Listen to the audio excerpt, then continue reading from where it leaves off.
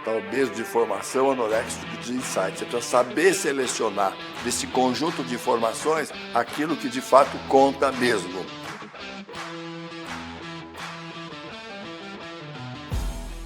Olá, esta é a nossa quarta aula do nosso curso de Branding. Um prazer ter a chance de dividir isso com vocês da PUC do Paraná. Prazer mesmo, pessoal. E eu lembro no comecinho dessa aula uma coisa que eu já falei e vou continuar repetindo, hein, pessoal? Branding depende de entender pessoas, de fuçar na vida dos outros, fuçar com respeito, mas fuçar. Depende de gostar de gente, depende de conhecer muito outras áreas do conhecimento humano, além dos livros de branding, além dos livros de marketing, literatura em geral, né? Eu tenho alguns autores do coração que eu vivo lendo, né? Tanto os clássicos como os mais modernos, e eu sempre sinto, quem lê as coisas que eu escrevo ou vê os meus depoimentos, sentem alguma referência de elementos da literatura, da música, do cinema, meu Deus do céu, do cinema, né? Então, branding se alimenta de tudo isso. E, acima de tudo, de entender pessoas. Mas, independente dessa visão mais ampla de conhecimento, né, de outras fontes, cinema, música, literatura, etc., etc., poesia, né, eu acho que nós temos necessidade de entender um pouco mais também critérios de análise de comportamento de consumidor. Aliás, foi por isso que eu disse uma vez que pessoas na área de branding, que têm uma formação na área de psicologia, de sociologia, ou de estudos de comportamento humano, até se beneficiam um pouco disso. Eu acho que branding depende muito dessa preocupação de entender a pele dos outros, de entender o que está por trás do que se fala, do que se diz, né?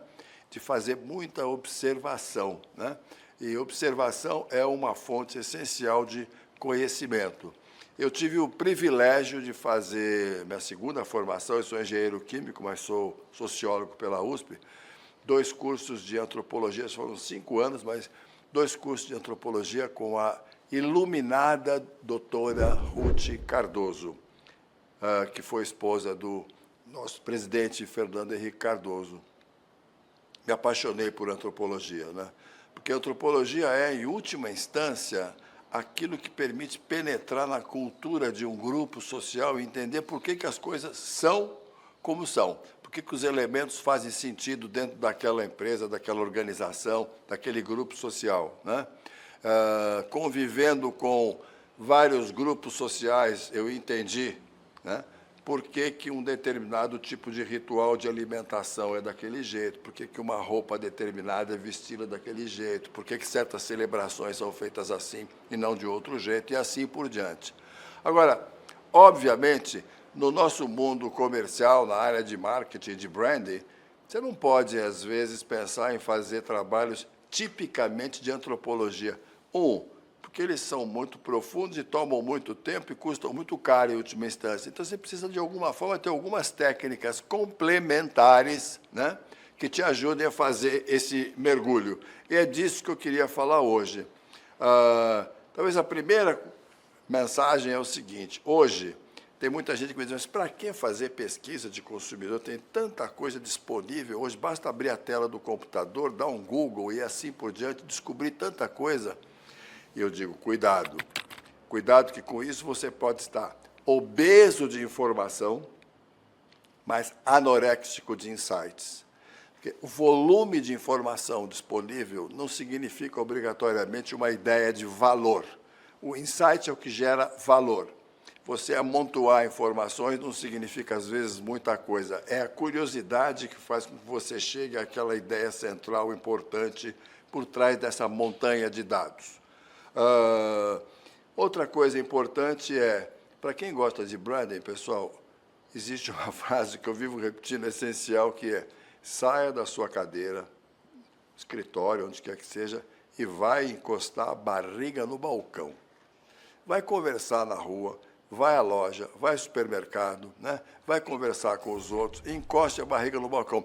O Louis Gessner, que foi um ex-CEO da IBM, dizia o seguinte, nunca mais esqueci essa frase dele, mais ou menos assim: é muito perigoso olhar o mundo e olhar o mercado a partir da tela de computador na sua sala, né? Olha, pense como foi o famoso caso do presidente Rolim, presidente da TAM, aí, da famosa TAM, né? Antes de ser Latam. O que ele fazia?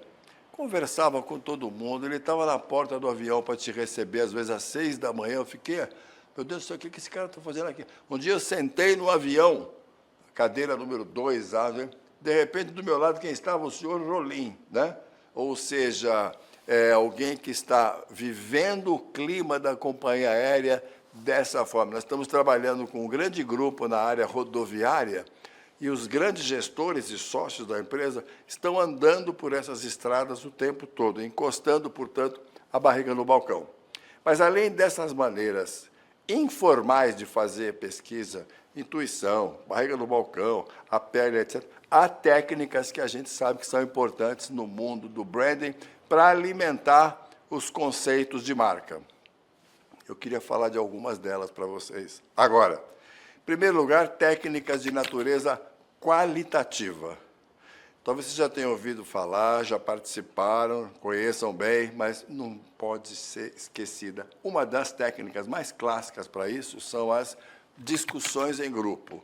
A discussão em grupo é aquele trabalho onde se reúne pessoas dentro de uma sala, né, e propõe temas para serem discutidos, temas relacionados a um determinado assunto, da marca, do mercado, etc. E as pessoas conversam sobre isso de uma forma normalmente muito aberta, elas se liberam às vezes a sala é fechada com um vidro de observação de dentro para fora, perdão, de fora para dentro, você observa as pessoas, né? A discussão em grupo é uma técnica ainda hoje bastante valiosa. Importante, precisa fazer isso profissionalmente, com muito cuidado, né? Você precisa saber interpretar aquilo que é dito, porque o que é dito, às vezes, não é o que a pessoa pensa. O consumidor diz o que pensa, mas faz o que sente, né? Então, discussão em grupo é uma técnica qualitativa. A outra são as famosas entrevistas em profundidade. Eu me lembro de um caso, eu citei já o Ricardo Fernando Jucá para vocês, aquele caso do Nemo, lá em Chicago, numa das aulas anteriores. Um trabalho que nós estávamos fazendo para Ana Maria Braga, sobre projeto de extensão de marca dos produtos da Ana Maria Braga. E ele ficou conversando com 2 senhoras na periferia de São Paulo durante muito tempo sobre o programa da Ana Maria Braga, assim, numa profunda intimidade, né, compreendendo tudo sobre a relação delas com o programa da Ana Maria Braga, que eu admiro muito, e assim por diante. Chegou no final, o Jucá não é um cara muito alto, né? Ao contrário, né?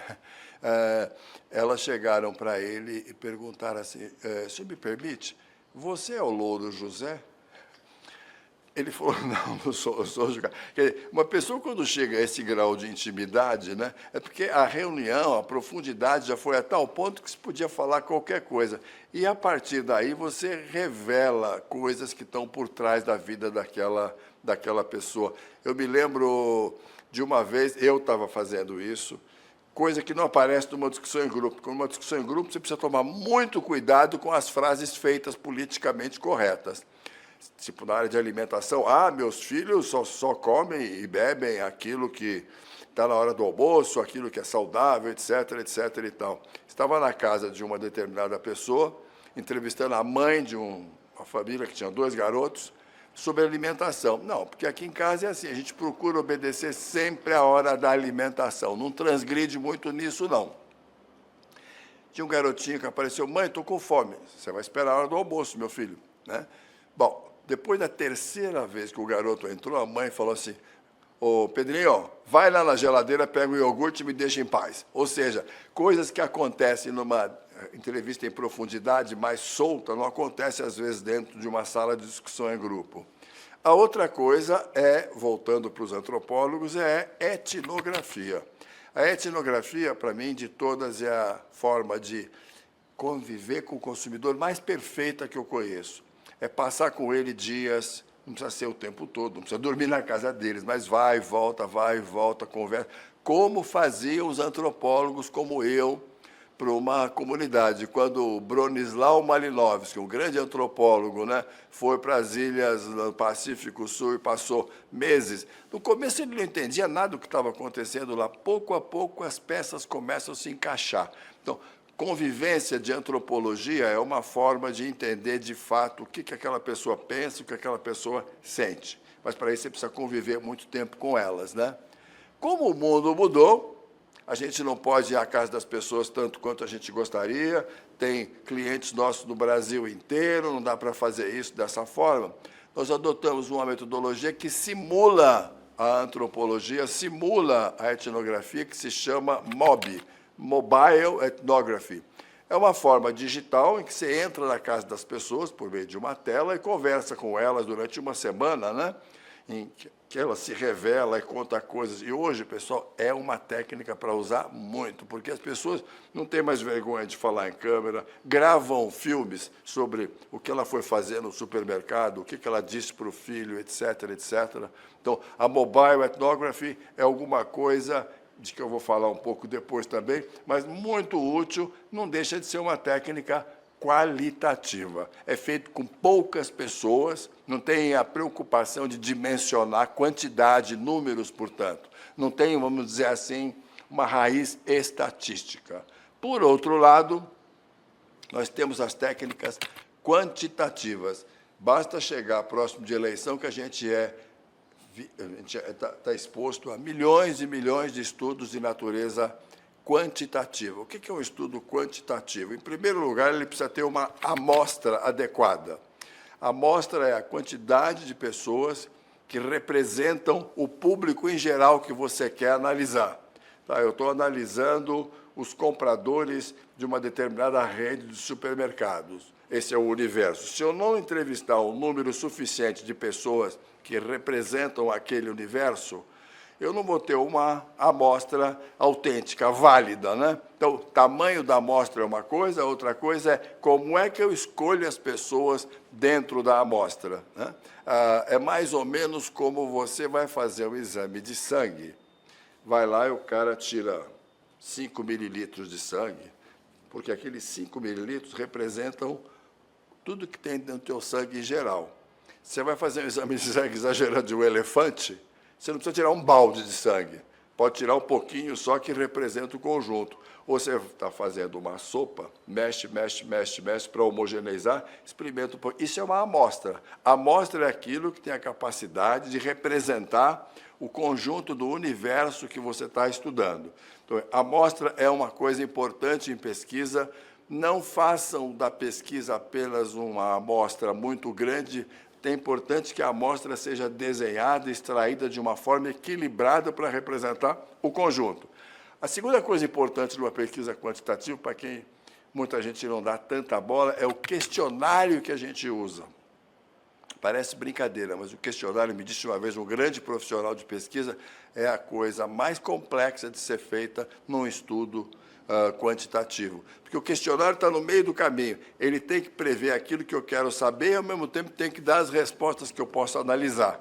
É muito difícil fazer questionários bem feitos. E cuidado, você faz um questionário, às vezes a pessoa fala, acho que vou pegar mais uma carona e perguntar mais isso. Aí eu vou perguntar mais aquilo. E enche de penduricalhos o questionário e fica muito difícil depois analisar. Então, pesquisa quantitativa depende de amostra, depende de questionário bem feito e de ser bem aplicada, né? Pode ser aplicada pessoalmente, pode até ser aplicada online, eu falo disso daqui a pouquinho. Cuidados importantes na área de pesquisa, pessoal, importantíssimos, né? As análises não podem ser literais. O número, às vezes, em si, não quer dizer muito. Vou dar um exemplo bem concreto. Nós fizemos há 2 anos um estudo entre São Paulo e Curitiba, por sinal. São 400 entrevistas em cada uma das cidades, para fazer a seguinte pergunta, entre outras. Como é que as pessoas se comportam em relação a questões ambientais, ecológicas? Então, havia questões do tipo, você fecha a torneira enquanto está escovando o dente? Você leva o lixo para o cesto correto de reciclagem? E assim por diante. Você reaproveita a água da máquina de lavar roupa para fazer outras coisas? Bom, exemplo, você fecha a torneira enquanto está escovando o dente? Pensem em vocês. A resposta era assim, 80% diz, eu fecho. Leva a água da máquina para usar em outros lugares? Eu levo. Né? Quando vieram os resultados, e São Paulo e Curitiba foram muito semelhantes, até esperei que em Curitiba fosse diferente, mas não era tão diferente. Eu falei, meu Deus do céu, esse resultado está parecendo que eu estou na Alemanha. Todo mundo preocupado com questões ambientais, fechando a torneira, reutilizando a água, etc., etc. Mas aí tinha uma outra pergunta. Você acha que o brasileiro costuma fechar a torneira enquanto está escovando o dente? Mais ou menos 10% só diziam que sim. Aí eu fiquei pensando assim, vem cá, 10% dos brasileiros dizem que fecha a torneira. Aquele cara não é nenhum dos 10%, como é que é isso? Se a amostra representa o conjunto.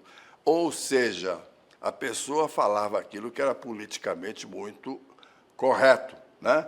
Então, se eu for me basear naquela resposta primeira, eu acho que eu já estou resolvido em questões ambientais no Brasil. Ou então o brasileiro é um grande mentiroso. Na verdade, o que a gente precisa fazer nessa hora é o seguinte, o que significa dar uma resposta a uma pergunta dessa? É quase colocar o cara na parede e falar, meu amigo, você fecha a torneira quando está escovando o dente? A tendência é ele falar que sim. Então, evitem esses riscos, né, de respostas muito literais. Talvez o melhor exemplo que eu tenha disso, pessoal, na vida é o seguinte, quem de vocês já fez exame, a minha sócia fala, Jaime, não fala disso na aula não, vai? Pois eu não consigo. Eu vou falar. Vocês já fizeram exame de urina? Todo mundo já fez exame de urina? Talvez uma boa parte já fez, né? O que acontece no exame de urina? Eu tenho um pouco de vergonha de falar disso, mas eu vou falar. Você vai naquela salinha, a enfermeira te leva até lá, um tubinho, um potinho, uma gaze molhada, assim e tal, te dá a gaze e fala, olha, você... Eu não sei como é que é o de mulher, mas o de homem é assim. Você faz uma asepsia no local, depois colete a urina, mas despreze o primeiro jato. É o que todo mundo fala. Pessoal, em pesquisa, se você quiser observar a qualidade da urina, é mais ou menos a mesma coisa. Despreza o primeiro jato. É assim, falei disso pouco tempo atrás, você comprou carro por quê? Porque esse carro é duradouro, tem bom valor de revenda. Mentira, não é por isso. Despreza o primeiro jato, vamos mais fundo, né? Então, em pesquisa é fundamental ao princípio do exame de urina, desprezar o primeiro jato para entender, de fato, o que é aquela marca, o que é o pensamento que se tem sobre ela verdadeiro. O consumidor diz o que pensa, mas faz o que sente. Bom, outra coisa importante na área de pesquisa quantitativa, e a gente usa muito isso, em vez de eu ter uma fotografia do como o mercado está percebendo a minha marca hoje, é talvez fazer um filme, de maneira tal que hoje eu sei, janeiro, fevereiro, março de 2023, a minha marca tem essas características, é percebida dessa forma, e daqui a um ano, e daqui a 2 anos, é fazer um estudo de acompanhamento, ou um tracking, como se diz em pesquisa, um tracking de marca. E como é que se faz um tracking de marca? Basicamente com pesquisas quantitativas, né? A gente vê isso o tempo todo acontecer, pessoal, às vésperas de eleição. Mês a mês, as empresas de pesquisa fazem os estudos e mostram o quanto está evoluindo, o quanto está involuindo a posição média dos candidatos a um determinado cargo eletivo, né? Como é que nós fazemos estudos de tracking de marca? A gente faz isso, a nossa empresa tem 30 anos, há 29 anos, com a mesma metodologia que é proprietária nossa, mas está disponível para todos poderem usar. Está aí. É o seguinte, vejam essa pirâmide. Vocês estão vendo uma pirâmide que tem 5 degraus. Desconhecimento, rejeição, familiaridade, preferência e idealização. Muito bem. Degrau de baixo, quando você faz a pesquisa, esse degrau de baixo é ocupado pelas pessoas que desconhecem a sua marca. Depois, mais um degrau. Olha, são as pessoas que conhecem a sua marca, mas rejeitam. Rejeitam por quê? Porque não gostam, porque ouviram falar mal dela, porque tiveram experiências negativas com ela e assim por diante. Terceiro degrau. Familiaridade. Familiaridade é aquele, vamos dizer assim, não fede nem cheira. É uma marca a mais, são pessoas que olham para a tua marca como uma marca que não tem nada de errado, mas também não tem nada de especial na vida delas. Depois sobe mais um degrau. Estou subindo a pirâmide, pessoal, está aí na tua frente. Ela olha para a sua marca e fala, olha, é uma das que eu costumo comprar, mas não é a única, mas é uma das que eu prefiro, daí preferência. Em último lugar, no alto da pirâmide, idealização. Olha, essa é a marca que eu gosto de comprar sempre. Para quem lembra da história da dona Luciana, de uma ou duas aulas atrás, é aquela marca de sabão em pó lá atrás, né, pessoal? Uma marca como a marca que eu idealizo é aquela que eu posso não comprar sempre, mas sempre que posso eu compro. Ela é quase cativa, né? Aliás, não existe consumidor cativo, né?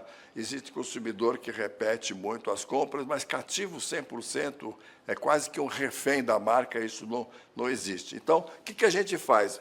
Pense em uma pesquisa feita com essa pirâmide num determinado momento, e depois de um ano você faz a mesma pesquisa e compara a posição da minha marca e dos concorrentes, porque a gente faz para os concorrentes também, dali a um ano. Quanto aumentou a quantidade de pessoas que, em vez de simplesmente preferirem, idealizam e simplesmente, em vez de terem familiaridade, gostam dela e assim por diante. Então, é uma técnica muito poderosa, precisa ser feito com a amostra correta, a amostra que representa esse universo de pessoas, né?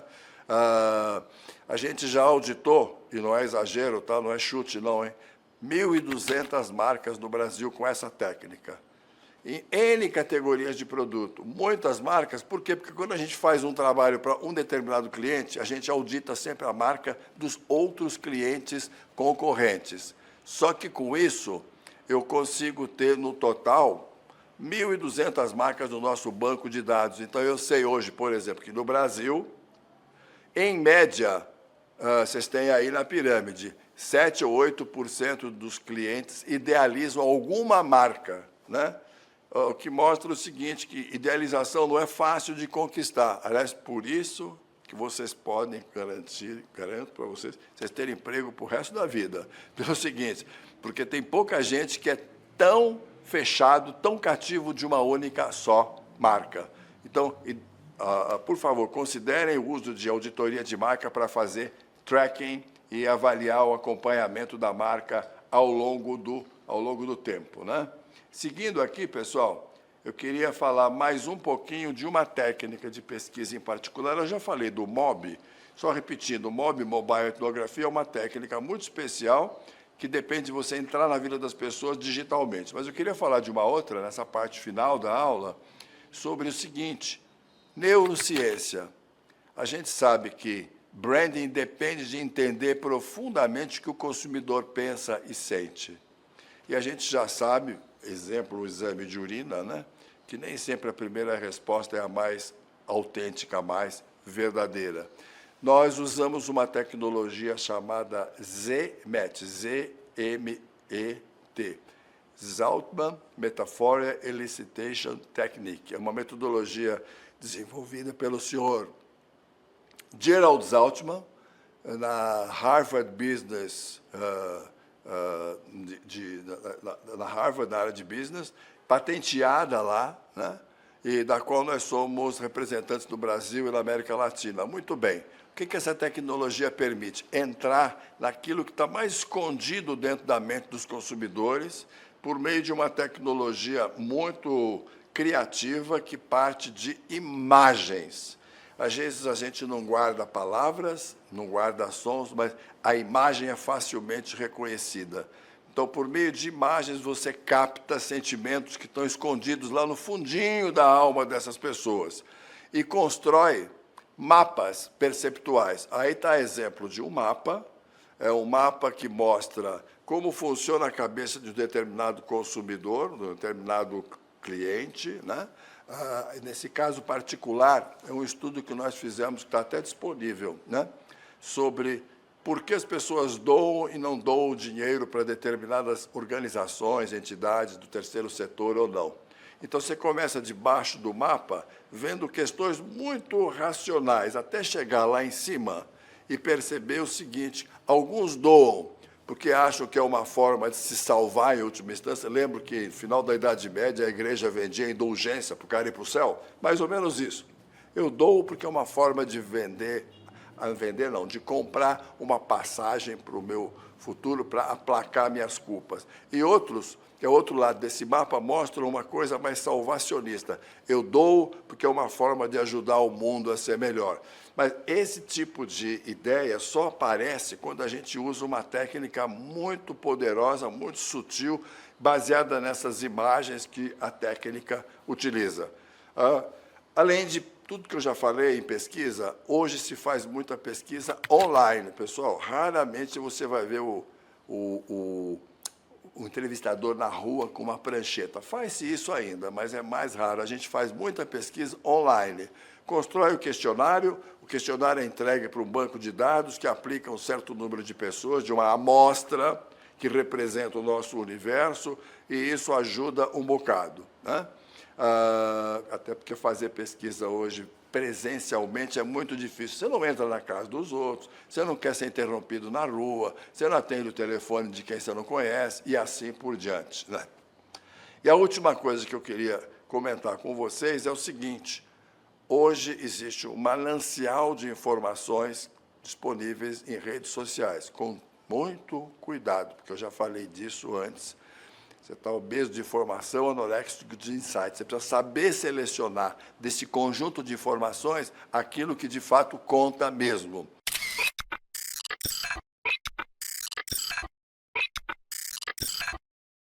Eu vou pedir para o Eduardo Araújo, que é um dos nossos, o nosso head de estratégia, de design e estratégia na empresa, né, contar para vocês um caso de uma empresa que é a Kinvo, que é uma empresa especializada em fazer isso. E como eu tiro da internet aquilo que de fato interessa para nós. Não é fácil de fazer isso, há empresas que fazem isso muito bem, a gente, quando precisa disso, contrata alguém que faça para nós, para não nos perdermos nessa montanha de informações.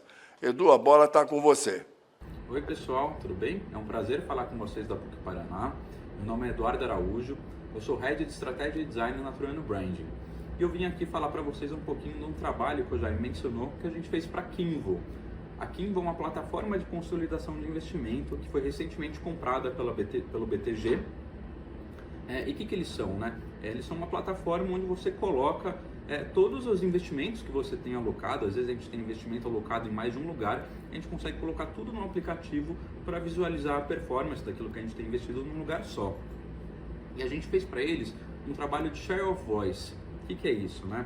Com a ajuda de um parceiro nosso, que se chama Zygon Digital, a gente extraiu tudo que as pessoas estão falando sobre esse tipo de produto, sobre os concorrentes, sobre esse mercado nas plataformas sociais, né, de redes sociais, seja no Instagram, no Twitter. O Twitter é a melhor fonte onde as pessoas falam coisas mais sérias, né, às vezes sobre um determinado assunto. Então, o Twitter é muito legal para a gente fazer esse trabalho de share of voice. Mas a gente também viu o Instagram, Facebook, outras plataformas, né, como eu falei.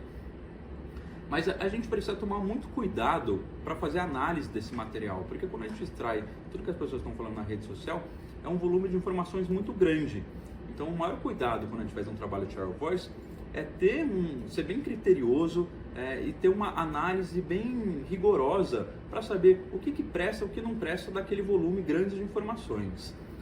Essa é uma ferramenta que ajuda muito a gente a entender o que as pessoas acham sobre determinada empresa, sobre determinado segmento, produto, mas que precisa ter esse cuidado analítico para a gente conseguir extrair o melhor ali do que tem naquele banco de dados gigante de informação. E muito obrigado, pessoal. Era isso que eu tinha que falar um pouquinho sobre o que é esse share of voice, que é basicamente uma análise sobre o que as pessoas falam nas redes sociais sobre determinado assunto. Edu, muito obrigado. Bom, está aí a conjunto de informações importantes dessa aula, mostrando que, embora a gente saiba que pele, xeretar, encostar a barriga no balcão, tudo isso é importante para entender consumidor, existem técnicas que você pode utilizar no momento adequado. Então, não se esqueçam delas. Até a próxima, pessoal!